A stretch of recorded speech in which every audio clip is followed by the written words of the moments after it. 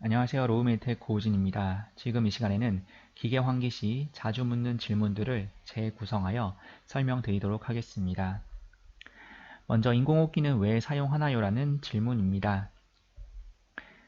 목적은 O2가 부족하거나 CO2가 많을 경우, 그리고 WOB, 즉 호흡비를 낮추기 위하여 사용을 합니다. O2가 부족하다는 것은 PaO2의 정상 범위인 80에서 100 mm of mercury가 안 된다는 거죠. 하지만 꼭 이 80에서 100이 최종 목표는 아니고요. 80은 안 되더라도 최대한 PaO2를 유지할 수 있도록 상황에 따라서 60, 70 이상을 유지하기 위해서 사용을 합니다. O2가 부족할 경우에 이 PaO2를 만족하기 위해서 FiO2 또는 PIB을 증가하여서 PaO2를 원하는 목표로 증가를 시킬 수가 있습니다.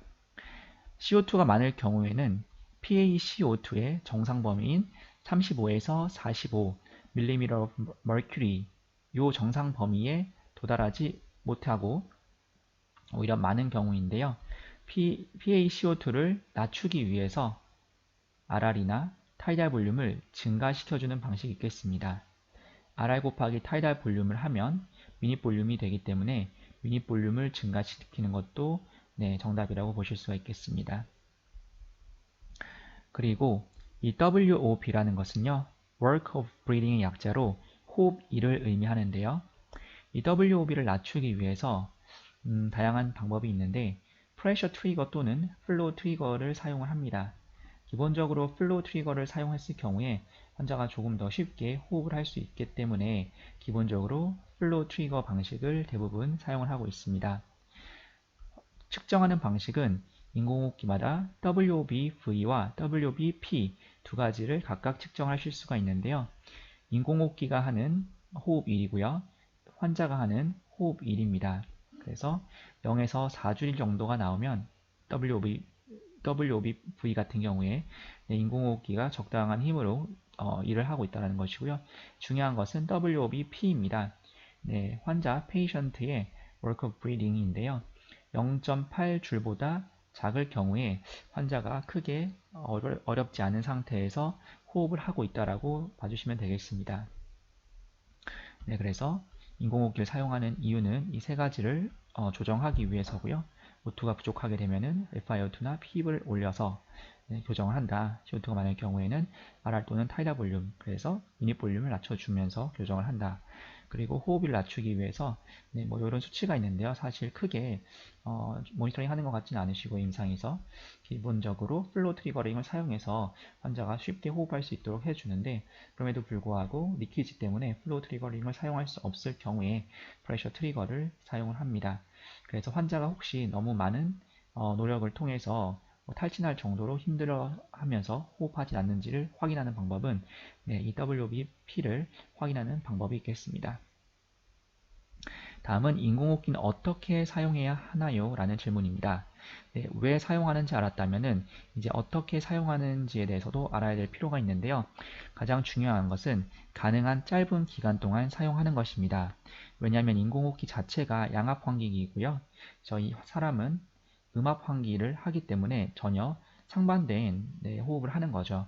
그래서 인공호흡기를 오래 달면 달수록 그 양압으로 인해서 환자에게 데미지나 그것이 또 트라우마로 연결된 가능성이 높기 때문에 가능한 짧은 기간 동안 대신 안정적으로 사용해야 되겠습니다. 그리고 요즘 가장 중요하게 보는 것이 폐를 보호하면서 사용하는 겁니다. 짧은 기간 동안 환자의 생명을 유지하기 위해서 사용하는 게 인공호흡기인데요. 더 중요한 것이 요즘 폐를 보호하면서 라는 전제가 붙습니다. 그래서 프레셔를 모니터링 하는 것이 중요하겠고요. 또한 어퍼 프레셔 리밋에 알람을 설정을 해서 이 프레셔가 일정 범위로 넘어가지 못하게 막는 것이 굉장히 중요하다고 보실 수가 있겠습니다. 폐를 보호해야 되기 때문에 볼륨 타입보다는 프레셔 타입이 최근 더 선호되는 경향이 있다라는 거고요. 프레셔 타입이라는 것은 컨트롤 모드에서는 프레셔 컨트롤이 되겠고요. 서포트 모드에서는 프레셔 서포트가 되겠습니다. 그래서 많은 병원에서 프레셔 컨트롤에서 바로 프레셔 서포트로 그리고 위닝으로 넘어가는 이 단계를 많이 밟고 있고요. 그럼에도 불구하고 여전히 볼륨 타입이나 SIMV 다른 모드도 굉장히 잘 사용을 해주고 있습니다.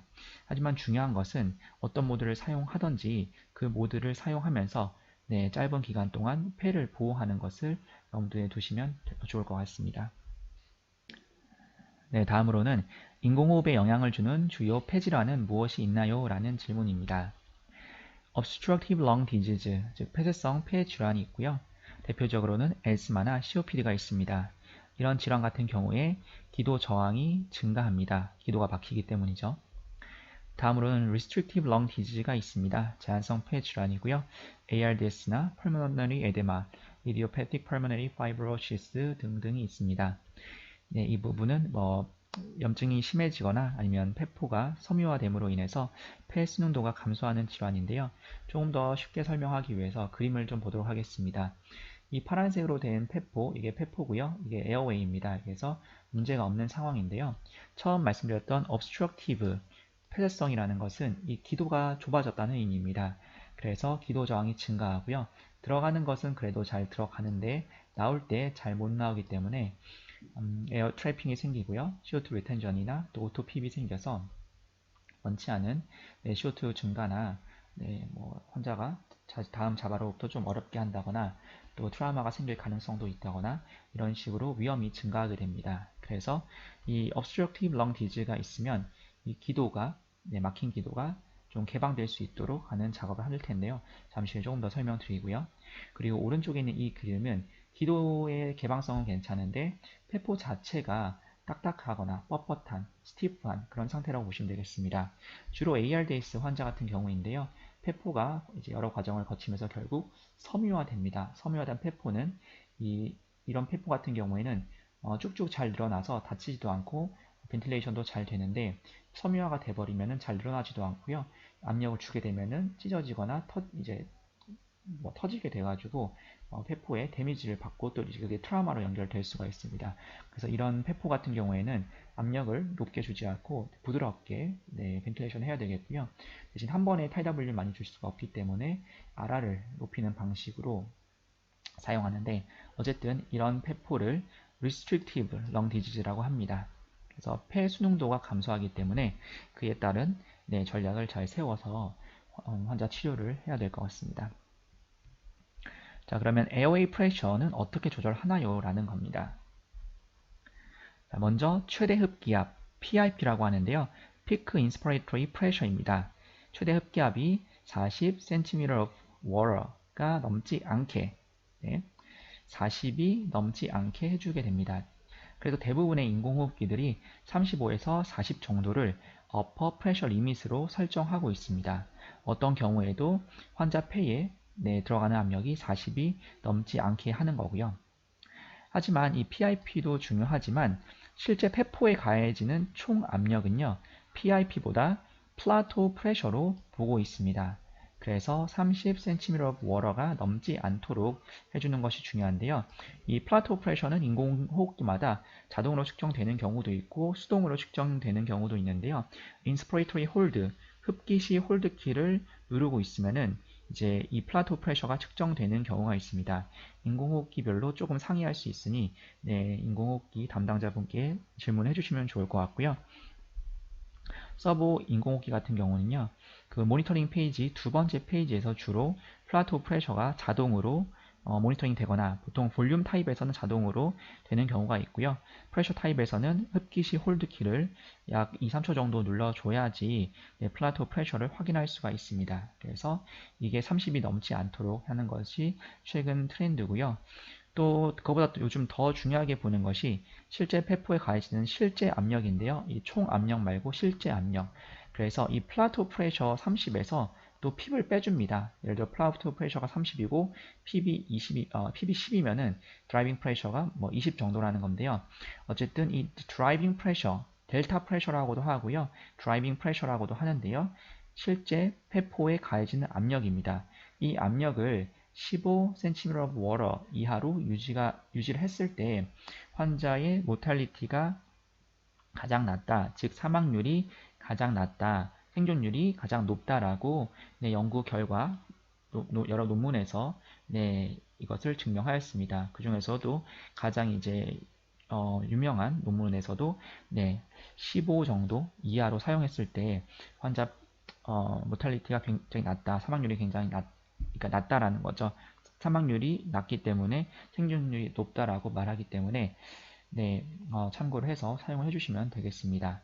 그래서 조금 전에 이 ARDS 환자 같은 경우에 뭐 PIP도 40 아래, 플라토 프레셔도 30 아래로 유지하는 것 좋지만 이 드라이빙 프레셔를 15 아래로 유지하기 위해서 핍을 조금 더 높게 쓰는 경향이 있고요.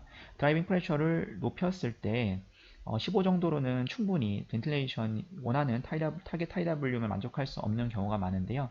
그럼에도 불구하고 이제 TW를 좀 낮게 써서 CO2가 차는 것을 네, 허용해주는 그런 전략도 많이 사용을 하고 있습니다. 어쨌든 중요한 것은 네, 선제적으로는 이 프레셔가 안 넘는지를 잘 봐야 될 것 같고요.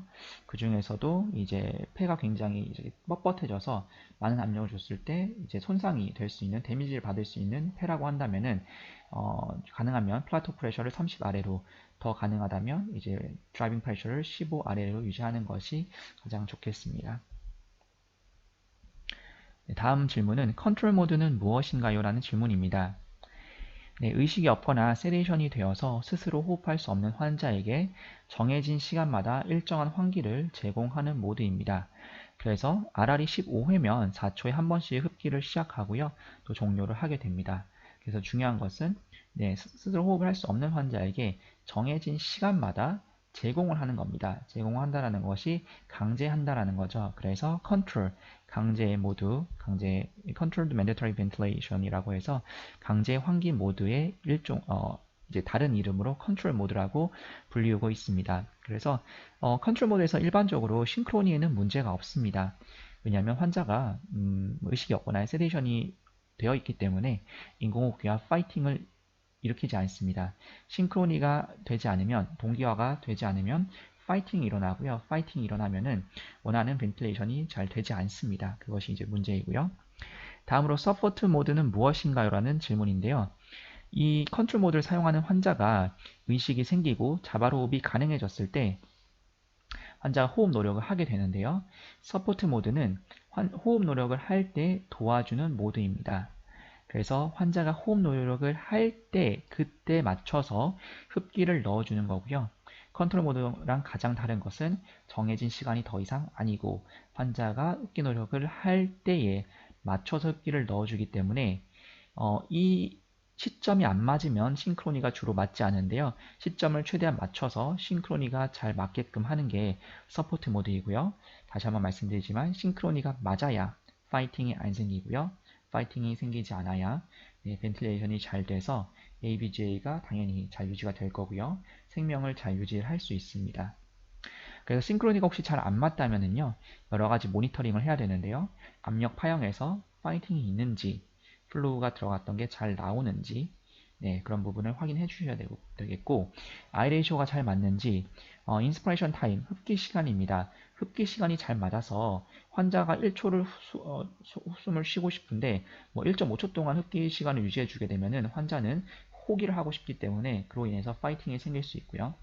타이다블륨이 환자가 원하는 만큼 안 마셨는데 이제 호기로 전환이 돼버리면 환자가 답답해서 또 더 마시려고 자발호흡 노력을 해서 더블 트리거링이 발생할 수 있습니다. 따라서 흡기 시간과 환자가 원하는 타이다블륨의 양을 어느 정도 잘 조합을 해주시는 게 좋을 것 같고요. 트리거는 마찬가지로 환자가 이제 쉬고자 할 때 편하게 트리거가 되는지 아니면 너무 프레셔 트리거로 바꿔놔서 환자가 과도하게 노력을 해야 돼서 오히려 또 싱크가 맞지 않은지 이런 것을 잘 파악해 줘야 되는데요. 어쨌든 다양한 환자의 모니터링을 하면서 확인할 수 있다. 지금 시간에 여기까지 좀 간단하게 설명을 드리고요. 의식 및 자발호흡이 있는 환자가 컨트롤 모드를 사용하면 어떻게 될까요? 라는 질문입니다. 네, 설명드린 것처럼 싱크로니가 잘 맞지 않아서 설정된 값이 잘 전달이 안 되는 상황이 발생합니다. 그래서 가능하면 의식 및 자발호흡이 있는 환자는 서포트 모드로 넘어가 주는 것이 좋은데요. 그러지 못하는 경우가 있습니다. 이제 ARDS처럼 환자의 폐포가 굉장히 딱딱해서 네, 환자가 마시고 싶은 만큼 마시게 내버려 두면은 네, 데미지가 생겨서 트라우마가 생길 가능성이 높기 때문에 그럴 경우에는 비록 싱크로니가 잘 맞지 않더라도 컨트롤 모드에서 다 정해진 값을 주는 경우가 있습니다. 하지만 그럴 경우에 이 싱크로니가 안 맞아서 환자가 너무 답답해할 수 있기 때문에 가능한 싱크로니가 잘 맞도록 설정을 해주는 필요가 있겠습니다. 의식 및 자바로업이 있을 때 왜 서포트 모드를 써야 되나요? 라는 질문입니다. 네, 마찬가지로 싱크로니가 비교적 잘 되어 설정된 값이 잘 전달됩니다. 하지만 싱크로니가 컨트롤 모드에 비해 비교적 잘 되지만 혼자 쉬는 것에 비해서 여전히 불편함이 있기 때문에 면밀히 모니터링을 해서 잘 맞는지 확인을 해주셔야 됩니다. 자, 이 사진 같은 경우는요, 컨트롤 모드를 의미합니다. 그래서 환자는 의식이 없는 상태에 자고 있고요. 인공호흡기가 환자를 업고, 네, 터벅터벅 걸어갑니다. 즉, 네, 설정된 RR만큼 터벅터벅 걸어가면서 환자를 이제 수송을 하는 거죠. 딱 이제 이 그림이라고 보면 됩니다. 그래서 자바로업이 없으면, 인공호흡이 없으면 생명 유지가 안 되기 때문에 인공호흡기를 달 경우에는 이런 식으로 생명 유지를 한다. 다음 사진 같은 경우는요, 이제 환자가 깼습니다. 환자가 깨게 되면은 더 이상 엎혀 있지 않고요, 스스로 걷거나 뛰려고 합니다. 그럴 때 인공호흡기가 너무 천천히 가거나 너무 빨리 가거나 네, 박자가 맞지 않으면 환자와의 싱크로니가 맞지 않아서 넘어지거나 벤틸레이션이 잘 안 되겠죠. 지금 같은 경우에 다리가 또 묶여져 있습니다. 환자가 갈 때 인공호흡기가 잘 맞춰줘야 되겠고요. 또 어, 인공호흡기가 이제 움직이는 만큼 환자도 거기에 따라서 잘 맞춰줘야지, 서로 잘 맞춰줘야지 호흡이 잘 된다라고 생각을 해주시면 되겠습니다. 네, 그래서 예를 들어서 인공호흡기가 너무 빨리 달린다. 그럼 환자는 그 박자에 못 맞춰서 넘어질 거고요. 네, 환자가 또 너무 빨리 달린다. 인공호흡기에 비해. 그러면 또 인공호흡기가 잘 따라와 주지 못해서 싱크로니가 안 맞아서 마찬가지로 네, 굉장히 가는데 불편함이 있거나 넘어지는 그런 가능성이 있습니다. 넘어진다라는 것을 파이팅으로 생각하면 좋을 것 같은데요.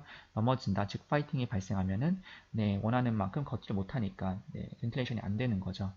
그래서 환자와 인공호흡기의 싱크로니가 잘 맞아야지 잘 갈 수 있는데 그런 상황이 안 된다. 환자가 몸 상태가 안 된다. 그래서 사용하는 것이 바로 이런 컨트롤 모드. 컨트롤 모드에서는 환자를 일부러 재워놓은 상태에서 환자의 이제 기저질환이 회복될 수 있도록 인공호흡기가 전적으로 환자의 생명을 유지하는 상태이고요. 인공호흡기도 아주 오랫동안 쓸 수 없잖아요. 제가 가능한 짧은 시간이라고 설명드렸는데 가능한 짧은 시간이 보통 일반적으로 3, 4일에서 7일 이내에 인공호흡기를 위닝하는 것이 목표입니다.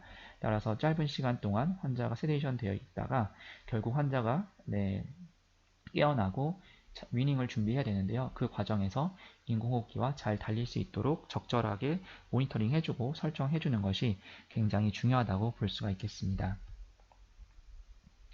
네, 다음으로는 FiO2는 어떻게 조절하나요입니다. 네, 간호사 선생님들이라면 직접 조절하지는 않겠지만 그래도 환자가 안 좋아졌을 때 어떤 상황에서 FiO2를 올리는지 아실 필요가 있겠습니다. 먼저 인공호흡기를 달게 되면은 환자가 굉장히 숨을 못 쉬거나 어레스트가 났을 수도 있고요. 아니면 인투베이션 해야 될 상황에서 굉장히 세츄레이션이 떨어졌을 수가 있겠습니다. 그래서 타격마다 다르겠지만 기본적으로는 처음에는 100% 산소로 단기간 투여를 하고 나서 안정적인 상태가 되면 산소 포화도 90% 이상을 유지할 수 있는 최저 FiO2를 설정하는 것이 교과서적인 내용입니다. 산소 포화도 같은 경우에 95에서 100%가 정상이지만 정상 범위를 항상 만족하기는 어렵기 때문에 90% 이상을 유지할 수 있으면서 가장 낮은 FiO2를 설정하는 것이 이제 프로세스고요. 그래서 계속해서 환자 세츄레이션이나 AVG의 수치가 괜찮다면은 FiO2를 낮춰가면서 환자를 모니터링하게 되겠습니다. 단 고농도 산소를 장기간 투여 시에는 산소 독성을 주의하셔야 되는데요. 고농도라고 하면은 50에서 60% 정도 이상을 고농도라고 하고요. 조금씩 다 다르더라고요. 장기간이라고 하면 한 2, 3일 정도 또 약간의 차이가 있습니다. 그래서 어쨌든 50에서 60% 이상의 산소를 2, 3일 정도 이상 계속해서 투여 시에 산소 독성의 어떤 증상이 조금씩 날 수가 있기 때문에 처음에는 고농도를 쓰면서 네, 안정적인 상태가 되면 빨리 FiO2를 내리면서 산소 포화도를 유지할 수 있도록 해주는 것이 가장 이상적이겠습니다. 다음으로는 핍은 어떻게 조절하나요? 라는 질문인데요. 먼저 핍의 목적은 폐포의 개방을 유지하면서 단락, 션트를 감소시키기 위하여 설정을 합니다. 그래서 핍이 없으면 폐포가 컬랩스가 되는 거죠. 저희 인간은 기본적으로 FRC가 유지가 되기 때문에 폐포의 개방이 유지가 됩니다. 하지만 이제 세데이션 된 상태에서 인튜베이션을 하게 되면은요, 핍을 주지 않으면 FRC가 유지가 되지 않아서 컬랩스가 되기 시작합니다. 그래서 인튜베이션 된 환자 같은 경우에는 핍을 최소 5 정도, 뭐 3에서 5 정도라고 하는 것도 있는데 어쨌든 5 정도, 대부분의 환자가 5로 스타트를 하는 게 이제 핍을 5 정도 줬을 때 괜찮다라고 하기 때문에 5로 설정을 많이 하고요. 그리고 이제 조절을 하는 방법은 여러 가지 방법이 있는데요. ARDS 넷에서 사용하는 핍 테이블을 일반 환자에도 적용할 수 있다고 나옵니다. 그래서 ARDS 넷에서 이제 핍 테이블을 보게 되면 이제 이런 식으로 나와 있는데요. FiO2 30에서 40, 50으로 올리면서 핍을 이런 식으로 증가를 한다고 나와 있습니다.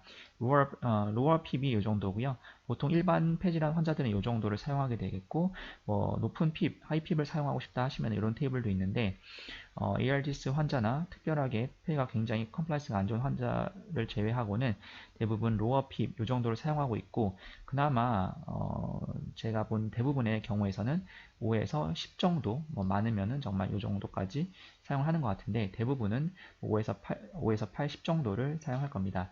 이와 같은 경우는 환자 령 상황이나 FiO2가 아니라 PaO2 등 여러 가지 상황을 보면서 조절하는 거고요. 또 폐 질환도 고려해야 되기 때문에 다 다릅니다만 어쨌든 핍을 줘서 폐포의 개방을 유지하고 단락을 감소시키기 위해 사용한다. 네, 또 컬랩스가 되지 않게 사용을 하고요.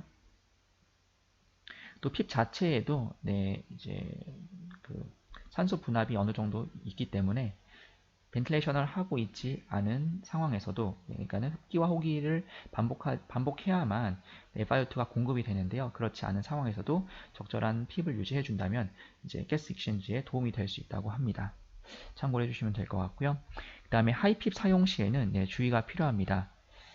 최근 논문에서도 특별하게 폐 질환이 심각하지 않은 경우에는 로우 핍 정도로도 충분하다라는 논문도 있고요. 어쨌든 하이핍을 사용 시에는 뭐 하이핍이란 것은 이 정도 10 중반 후반에서 20까지를 얘기하는데요. 특별한 경우가 아니면 이렇게 썼을 때 뭐 혈역학적으로 문제가 될 수도 있고요. 이제 벤틸레이션도 조금 잘 안 될 수가 있고 따라서 이제 혈역학적으로 안전한지 또 환자 폐에 어떤 데미지가 갈 위험성은 없는지 등을 고려해서 하이핍을 사용을 해야 될 것 같습니다. 그 다음에 미니볼륨은 어떻게 조절하나요? 라는 질문입니다. 미니볼륨 먼저 환자가 입원을 하게 되거나 인투베이션 해서 인공호흡기를 처음 달아야 된다고 하면 이 BSA라는 Body Surface Area, 바디 표면적을 구하는 공식을 사용해서 구하게 됩니다. 루트를 사용해서 좀 복잡할 수 있기 때문에 온라인에서 BSA 계산기를 통해서 계산하거나 어플리케이션을 통해서 BSA를 계산하면 됩니다. 그래서 여성분 같은 경우는 거기다가 3.5를 곱하면 되고요. 남성 같은 경우에는 4를 곱하면 되는데요. 이 표를 보도록 하겠습니다. 여성분이시고 키가 160입니다. 몸무게는 50, 60, 70, 80인 경우가 있겠는데요. BSA를 곱하면은 약간씩 높아집니다. 그래서 똑같이 BSA에 3.5를 곱하게 되면은 이 체중에서는 미니볼륨이 5.2L, 5.6L, 5.9L, 6.6L 이런 식으로 조금씩 상승을 합니다. 그래서 어쨌든 BSA를 한번 직접 계산을 해보고요. 계산값이 여러 가지가 나오는데 그 중에서 모스텔러 값을 사용하면 된다라고 모 교수님께서 설명해 주셔서 저희도 그 방식을 따르고 있습니다. 어쨌든 미니 볼륨이 이런 식으로 조금씩 달라진다. 몸무게에 따라서.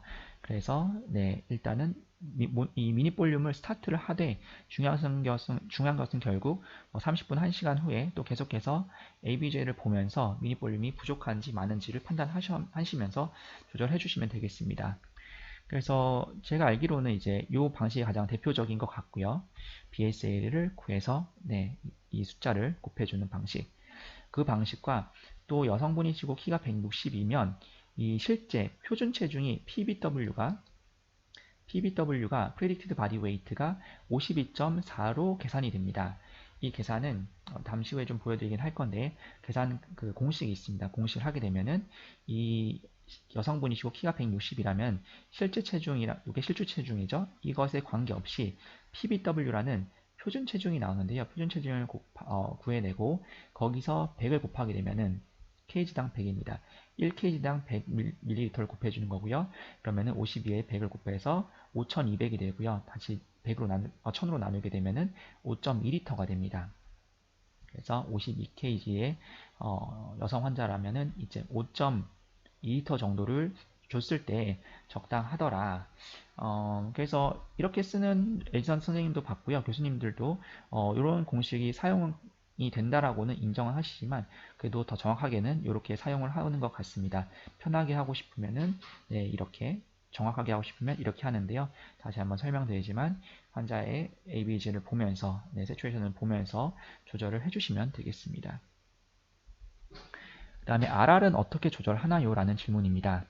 질환별 정상 범위로 시작 후에 미닛볼륨과 ABGA, 세츄레이션 추이 등을 보면서 변경을 하시면 되겠는데요. 대부분 정상적으로는 12에서 20 정도를 설정해 주시면 되겠고요. 렁 질환이 있을 경우에 이제 폐 질환이 있을 경우에는 약간 더 올려서 사용하기도 합니다.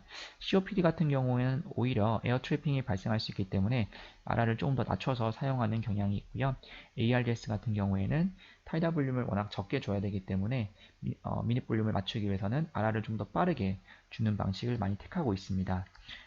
로우 타이다 볼륨 스트레러지라고도 하고요. 어쨌든 타이다 볼륨을 좀 적게 주고 RR은 좀 많이 주는 방식으로 하고 있는데요. 실제 임상에서는 사실 뭐 17, 18, 17, 19, 20 이런 식으로 어쨌든 조금 높게 시작하는 것을 많이 봤습니다. 하지만 RR은 임의적인 거고요. 더 중요한 것은 타이다 볼륨이 되겠습니다. 타이다 볼륨을 구하기 위해서는 PBW 포뮬라 또는 계산이죠. PBW 계산식 또는 PBW 테이블을 사용해 주시면 되겠는데요. 다음 페이지에 있기 때문에 이 부분 다음 페이지에서 좀 더 자세하게 보겠고요. PBW 테이블을 사용하게 되면은요. 표준 체중이 50kg면은 죄송합니다. PBW 테이블을 사용해서 이제 대입을 해주시면 되는데 좀 더 쉽게 설명드리기 위해서 표준 체중이 50이다, 60이다, 70이다 이 세 가지 경우를 예를 들어 보겠습니다. 타이달 볼륨을 계산하기 위해서요. PBW 테이블을 통해서 표준 체중을 계산해내게 된 다음에 그 다음에 표준 체중에다가 몇을 곱해서 타이달 볼륨을 설정할지를 정하는 것입니다. 그래서 보통 일반적인 환자 같은 경우에 표준 체중에서 6에서 8 정도를 곱해주시면 됩니다. 그래서 50kg 같은 경우에는 6을 곱하게 되면 300, 8을 곱하게 되면 400이 됩니다. 그래서 300에서 400 정도의 타이달 볼륨을 주면 적당하다는 건데요. kg당 몇을 줄지는 주치의 선생님께서 결정을 하시게 될 겁니다.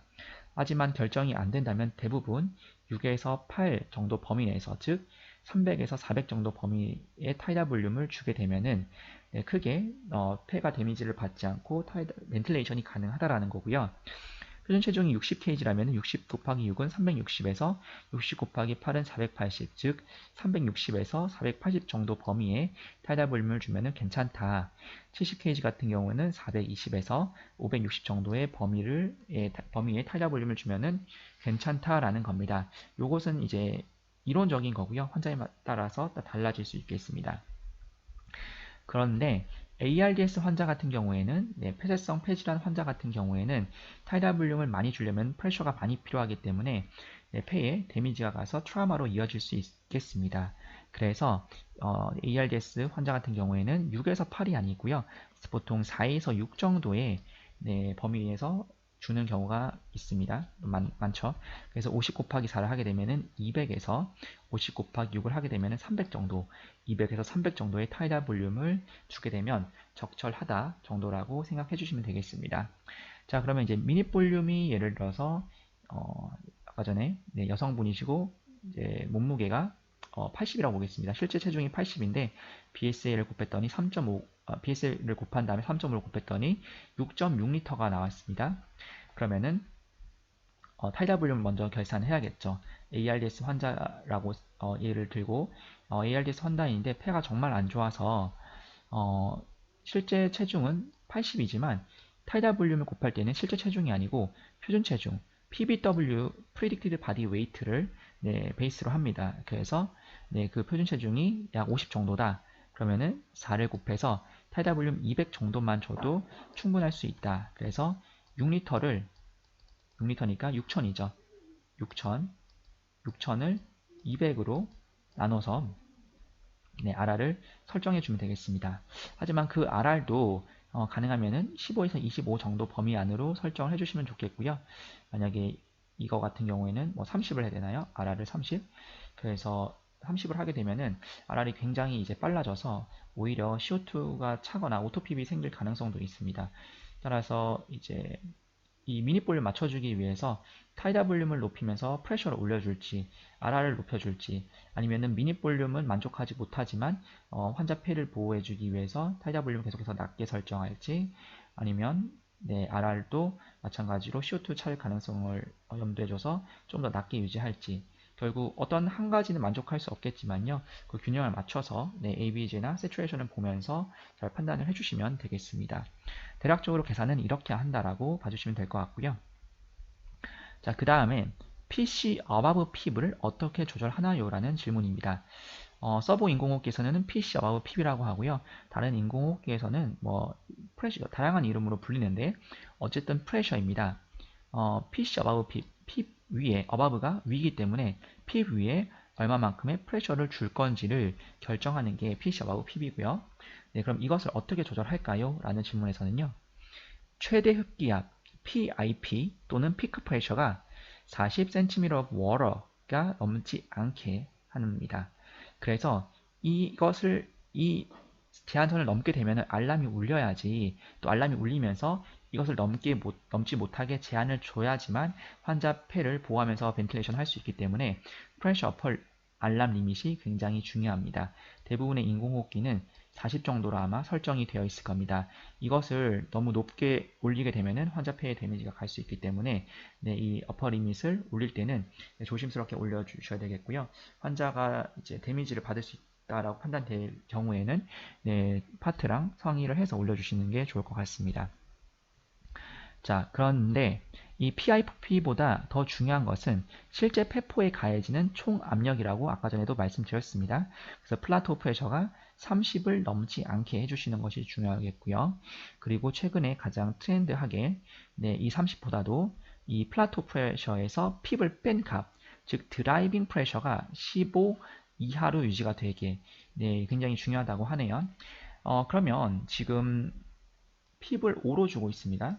그리고 PC above PIB을 25로 주고 있어서 5 더하기 20으로 유지를 하고 있고 플라토 프레셔가 30이 나오고 있는 상황입니다.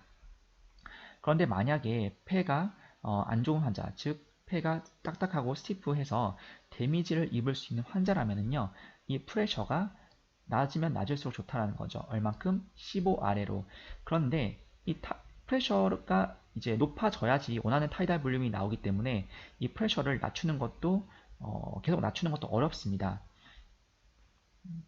그렇기 때문에 이 프레셔를 만약에 높여야 된다. 그럴 경우에는 드라이빙 프레셔를 낮추기 위해서 이 PC above PIB을 뭐 15나 그 이하로 유지하면서 오히려 PIB을 높여서 산소화를 해주는 그런 방식도 있겠고요. 물론 프레셔가 떨어지면 타이달 볼륨이 떨어지면서 또 마찬가지로 CO2가 좀 찰 가능성도 있습니다. 그럼에도 불구하고 환자 폐 보호를 하는 벤틸레이션 전략이 굉장히 요즘 주요한 그 어떤 타겟이기 때문에 항상 이 부분을 고려해서 환자에게 벤틸레이션을 제공하는 것이 중요하겠습니다. 네, 다음으로는 PBW를 구하는 공식이고요. 여성분, 남성분이 있는데요. 여성분 같은 경우에 키에서 152.4를 빼줍니다. 키가 160이라면 152.4를 빼주고요. 거기다가 0.91을 곱한 다음에 플러스 45.4를 해주시면 됩니다. 그래서 키가 150이고 여성분이시면은 여성분이시면 PBW가 43.2가 나오고요. 160이면 52.3, 170이면 61.4 이런 식으로 공식에 의해서 이 테이블이 마련이 되어 있기 때문에 바쁜 상황에서 이거 계산할 시간이 없으시잖아요. 그래서 이런 테이블을 준비해 놓으셨다가 테이블을 보면서 PBW를 판단해 주시면 될 것 같고요. PBW에서 환자가 일반적인 환자라고 하게 되면은 이제 6에서 8 정도를 곱해라고 말씀드렸잖아요. 그래서 키가 150인 여성분은 대략 260에서 345 정도의 타이다 볼륨, 160인 여성분은 314에서 419, 대략적으로 170인 여성분은 368에서 이 정도 범위로 벤틸레이션이 되면은 폐가 굉장히 보호받으면서 벤틸레이션을 할 수 있다라는 겁니다. 그리고 ARDS 같은 경우에는 조금 더 낮춰서 이 정도 수준에서부터 고려를 해주시면 좋겠다라는 거고요. 남성분은 이렇게 되어 있습니다. 이 테이블은 서브와이 저희 퀵가이드에 넣어드리고 있고요. 없는 경우에는 PBW 테이블이라고 검색하면 검색이 됩니다. 다음으로는 PAW 하이라는 알람이 발생합니다. 무엇을 해야 하나요? 라는 질문인데요. Airway Pressure High라는 의미입니다. AW가 Airway고요. P가 Pressure입니다. 그래서 기도압이 증가했다라는 건데요. 기도압이 증가하는 원인은 대표적으로 저항의 증가입니다. 저항이 증가 또는 lung compliance, 폐 순도가 나빠지게 되면은 더 많은 프레셔가 필요하기 때문에 프레셔가 올라갈 거고요. 특히 이제 볼륨 타입에서 이런 알람이 뜨는데 어쨌든 중요한 것은 이런 알람이 뜬다 하면은 기도가 좁아졌거나 렁이 나빠졌다라고 봐주시면 되겠습니다. 그럼 무엇을 해야 하냐? 환자의 기도 저항, 높아진 기도 저항을 낮춰주시면 됩니다. 가장 대표적으로 분비물 때문에 저항이 높아지기 때문에 suction, postural drainage, chest perfusion이 있습니다. 네, 다 기도의 분비물을 제거해주는 과정이 되겠고요. 그리고 특히 에어웨이를 잘 확보해 주시는 게 중요하겠습니다. ET 튜브가 잘 확보가 되어 있는지, 깨물진 않았는지, 뒤틀리진 않았는지, 또 환자의 실제 기도에 어떤 막힌 부분이 없는지, 대부분은 시크리션이겠죠. 아니면 기도가 정말 좁아지는 경우도 있겠고요. 그럴 경우에는 네뷸라이제이션을 해주시면 되겠습니다. 약물을 통해서 기도를 넓혀주는 작업을 해주는 건데요. 잠시 후에 보도록 하겠고요. 그리고 또한 청진을 통해서 휘징 사운드가 들리거나 기도가 막혔다라고 판단되시면 다양한 약물을 사용할 수도 있겠습니다. 자, 그리고 네뷸라이제이션에 대해서 조금 더 설명을 드릴 텐데요. 다양한 약물을 사용하는데 가장 대표적으로 4가지 약물이 있겠습니다. 기관지 확장제가 벤톨린이고요. 살부타몰, 설페이트를 주로 요게 성분이죠. 그래서 요런 살부타몰을 사용하는 이제 대표적으로는 벤톨린이 있겠고요. 기관지를 확장시켜서 저항을 다시 높여주는 거죠. 낮춰진 저항을 높여준다. 그리고 이 아트로벤트라는 약물이 있는데 요거는 기관지 평활근의 수축을 억제해서 어쨌든 기관지를 확장해주는 역할이 되겠습니다. 그래서 2가지 약물을 주로 많이 씁니다. 기관지를 넓혀주기 위해서. 하지만 염증이 너무 심하면 그것만으로 안 되는 경우가 있는데요. 부데콜트나 풀미코트 등의 항염증제, 보통 스테로이드 제제인데요. 이런 항염증제를 사용해서 기도를 넓혀주는 거죠. 그래서 이런 과정을 거치게 되면 기도가 넓어지고요. 또한 기도만 넓어져서 되는 게 아니라 시크레션 때문에 계속 기도가 막히기 때문에 진해 거담제를 사용합니다. 대표적으로 뮤코미스트가 있겠는데요. 사용 시에 기침을 줄이고 쌓인 가래를 제거 및 추가적인 가래를 좀 예방해주는 이런 약물을 쓰기 때문에 네뷸라이저를 하게 되면은 1, 2, 3, 4번을 다 섞어 쓰던가 1번, 4번만 한다던가 1, 2, 4번만 한다던가 이런 식으로 해주시면 되겠습니다. 자, 그 다음으로 폐 수용도가 나빠졌을 경우에 높이는 방법이 있겠는데요. 상당히 어렵다고 보시면 되겠습니다. 알베올라 리크루먼트 매뉴버나 프롬 포지션이나 혹은 좀 다르긴 하지만 어쨌든 나이트리 옥사이드라는 일산화질소를 사용하는 치료법 아니면 이제 에크모를 사용해서 폐 수용도가 굉장히 나쁜 환자에게 폐로 직접 벤틸레이션 하는 게 아니라 이제 외부를 통해서 완전히 피를 아예 새로 넣어주는 거죠. 그래서 여러 가지 방법이 있는데 어쨌든 이런 부분은 나중에 또 자세하게 설명을 드리도록 하겠습니다. 사실 폐수능도 높이는 것이 굉장히 어렵기 때문에 보통 대부분 환자 기도 저항을 낮추는 데 초점을 맞추겠고요. 폐수능도 때문에 네, 이런 알람이 발생하게 되면은 아까 설명드렸던 것처럼 네, PRP를 굉장히 낮게, PIP나 플라토 프레셔나 드라이빙 프레셔를 낮게 유지하면서 환자 폐를 보호하면서 네, 벤틸레이션이 될 수 있도록 노력하는 것이 네, 중요하겠습니다. 리키지는 어떻게 알 수 있나요? 무엇을 해야 하나요? 라는 질문입니다. 자, 먼저 VTI랑 VTE의 차이를 확인해 주시면 됩니다. VTI가 네, 뭐 500이 나오고 있다가 VTI가 VTI만큼 나오지 않는다면은 바로 리키지가 있다는 것을 예측해 주실 수가 있으실 것 같고요. 또 하나는 이제 볼륨 웨이브폼을 봐서 볼륨 웨이브가 올라간 만큼 내려오지 않는다. 마찬가지로 그게 VTI와 VT의 격차를 나타냅니다. 그래서 이 두 가지를 통해서 리키지를 확인할 수가 있는데요. 인공호흡기에 따라서 리키지의 퍼센테이지를 직접 보여주는 인공호흡기도 있겠습니다. 각각 인공호흡기마다 리키지를 확인하는 방법이 다르기 때문에 참고를 해주시면 될 것 같고요. ET 튜브의 커프 프레셔가 30 정도 유지가 되는지 여부를 확인해 주시면 되는데 유지가 안 되고 계속해서 빠지면 네, 이쪽 부분에 뭔가 리키지가 있다는 거죠. 터졌을 가능성이 있고요. 근데 너무 얕게 들어가서 이 커프 프레셔는 유지가 되는데 리키지가 생기는 경우가 있습니다. 커프랑 기도랑 딱 맞아서 생기는 게 아니라 오히려 너무 얕아서 빠진 경우에 이럴 경우에 환자 목소리가 나오는 경우가 있겠습니다. 그럴 경우에 너무 얕게 들어갔구나. 혹은 너무 깊게 들어간도 네, 리키지가 발생하는 경우가 있기 때문에요. 네, 엑스레이 상의 네, 카리나 부분에 과연 이제 너무 가까이 근접했는지 여부를 확인해 주시면 되겠습니다.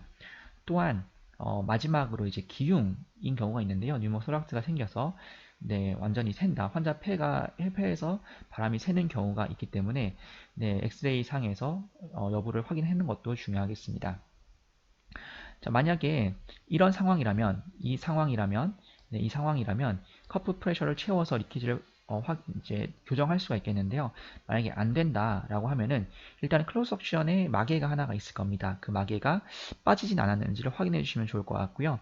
그 다음에 페이션 서킷의 처음부터 끝부분까지 연결 상태를 확인할 수가 있는데 사실 약간의 리키지에서 여유가 있을 때는 찾을 수가 있겠지만 리키지 때문에 환자의 세츄레이션이 떨어지고 있는 상태라고 하면 이것을 찾기가 굉장히 어렵습니다. 그래서 그 벤틸레이션의 커넥션을 분리해서요. 그 벤틸레이터에 테스트렁을 연결해 보게 되면은요. 리키지가 아마 바로 사라질 겁니다. 그렇게 리키지가 있는지 없는지를 좀 바로 확실하게 알 수 있는 방법이 테스트렁을 연결하는 것이 있고요. 또 반대로 테스트렁 연결해서 리키지가 있다는 것은 확신을 했는데 어디에서 리키지가 있는지 확인하기가 어렵기 때문에 그럴 경우에 빠르게 엠브베깅을 하면서 일단 환자 상태를 개선시키고 안정된 상태를 유지하면서 실제 리키지를 찾아서 해결하는 것이 중요하겠습니다. 네, 다음으로는 O2 saturation이 떨어집니다. 무엇을 해야 하나요? 라는 질문입니다. 세츄레이션의 정상값은 일반적으로 95에서 100%인데요. 대부분의 환자들이 90만 넘어도 괜찮은 환자가 많습니다. 괜찮다고 보는 거겠죠. 그래서 어쨌든 90 이상 어쨌든 나오고 있는데 계속해서 떨어진다. 무엇을 해야 하나요? 라는 질문에서는요. 먼저 PAW high라는 기도압 상승이라는 알람을 먼저 해결해 주셔야 되겠고요. 알람이 뜨지 않더라도 혹시 기도압이 너무 높아졌는지 먼저 확인해 주셔야 되겠습니다. 그래서 기도 저항을 해소하는 방식으로 접근해 주시면 좋을 것 같고요. 어쨌든 먼저 석션을 대부분 하는 이유가 혹시 모를 기도 저항을 낮추기 위해서입니다. 그래서 석션을 했고 그 다음에 리키지도 확인해야겠죠. 리키지 때문에 아무리 설정을 잘 하더라도 또 환자가 괜찮고 기도 저항이 낮게 유지가 된다고 하더라도 리키지가 생겨버리면 결국 설정값이 환자한테 전달이 되지 않기 때문에 O2 세츄레이션이 줄어들 수가 있겠습니다. 네, 그 다음에 그래도 안 되면 ABJ를 보통 확인하게 되는데요. ABJ를 확인해서 PaO2가 정상값이 유지가 되고 있는지 정상값은 아니지만 그래도 이제 타겟으로 하는 목표가 있을 거잖아요. 65나 70이나 75 이상 유지가 되고 있는지를 확인해서 그게 유지가 안 된다고 했을 경우에는요.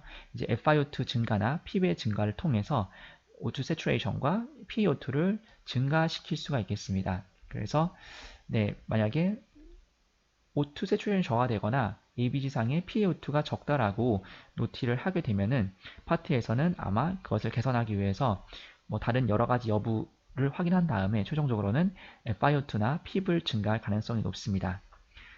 그리고 뭐 노티를 하지 않고 특별한 문제가 없더라도 FiO2나 PIB을 올리라는 오더가 나게 되면은 PaO2나 O2 세츄레이션이 원하시는 타겟만큼 나오고 있지 않다고 생각해 주셔도 될 것 같고요. 다음 질문은 ABGA 상의 PaCO2가 정상보다 높다라는 질문입니다. 무엇을 하나요? 마찬가지로 기도 저항을 확인해 보셔야 됩니다. 기도 저항이 혹시 너무 높아서 에어가 잘 빠져나오지 못하는 것이 아닌지 기도 저항을 확인하고요. 자, 일단은 CO2가 계속해서 찬다. CO2가 리텐전 된다. 오토핍이 생긴다. 그로 인해서 오토핍이 생긴다. 오토핍이 생겨서 뭐 바로 트라우마, 압력에 의한 트라우마가 이제 좀 걱정이 된다. 또 오토핍으로 인해서 뭐 더 나아가서는 환자가 자발호흡을 되게 어렵게 하고 있다. 뭐 여러 가지 상황이 있겠습니다. 그럴 경우에 이제 해결 방법은요. 먼저 PaCO2가 높아져 있는 상태잖아요. 높아져 있는 것을 낮추기 위해서는 먼저 타이달 볼륨 증가하거나 RR을 증가시킬 수 있습니다. 즉 미닛 볼륨을 증가시키는 거죠. 미닛 볼륨을 증가하게 되면은 벤틸레이션 양이 환기량이 많아지게 되는 거고요. 환기량, 벤틸레이션 양이 많아지게 되면은 CO2가 줄어드는 효과가 있습니다. 네, 그리고 또 한 가지 더. 보통 I 레이쇼가 있습니다. 아무리 타이달 볼륨이 많아지고 RR이 많아지더라도 이 레이쇼, 호기의 비율이 확보가 안 되면, 즉 호기 시간이 충분하지 않으면 들어갔던 가스가 잘 나오지 못하게 됩니다. 그래서 exploration time 또는 이 레이쇼를 증가시켜서 마찬가지로 CO2를 좀 저하시키도록 노력할 수가 있겠습니다. 하지만 중요한 것은요. CO2가 차지 않도록 얘네들을 너무 상승시키게 되면은 에어 트래핑이 또 발생할 가능성이 있습니다.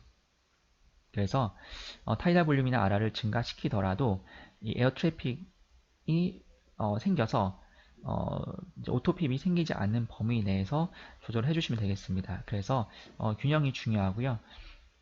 타이달 볼륨과 RR을 적당히 유지할 수밖에 없는 상황이 생깁니다. CO2가 항상 이제 높아져 있는 상태죠. 그래서 높아져 있지만 CO2를 허용하는 방식의 벤틸레이션도 많이 사용하고 있기 때문에 참고를 해주시면 되겠습니다.